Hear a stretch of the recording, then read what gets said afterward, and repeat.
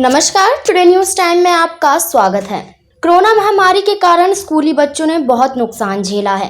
उनकी पढ़ाई से लेकर फिजिकल एक्टिविटी भी बहुत कम हो गई थी और बच्चों को स्कूल में आने की अनुमति बिल्कुल नहीं थी।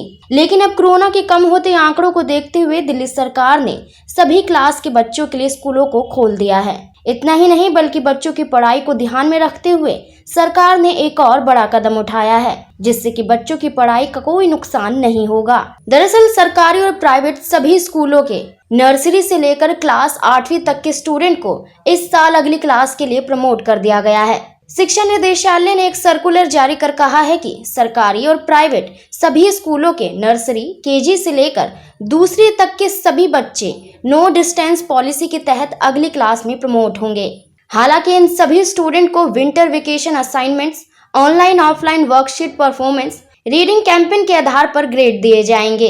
वहीं सरकारी और प्राइवेट सभी स्कूलों के तीसरी से लेकर 8वीं कक्षा के बच्चों को भी अगली क्लास में प्रमोट करने का फैसला लिया गया है। इसको लेकर शिक्षा निदेशालय का कहना है कि तीसरी से लेकर 8वीं तक के सभी स्टूडेंट को लिखित एग्जाम की बजाय सब्जेक्ट और असाइनमेंट प्रोजेक्ट के आधार पर ग्रेड दिया जाएगा और अगली क्लास में प्रमोट किया जाएगा, जिसमें तीसरी से 5वीं और छठी से 8वीं तक के छात्रों के लिए अलग अलग वर्ग में अंक दिए जाएंगे। गौरतलब है कि जिस तरह से कोरोना महामारी ने बच्चों की पढ़ाई पर असर डाला था, उसी तरह का माहौल उत्पन्न ना हो और बच्चों की पढ़ाई और उनका भविष्य खराब ना हो, इसके लिए दिल्ली सरकार ने ये कदम उठाया है ताकि उनकी पढ़ाई की भरपाई हो पाए। तमाम और खबरें जानने के लिए हमारे चैनल टुडे न्यूज टाइम को सब्सक्राइब करें। धन्यवाद।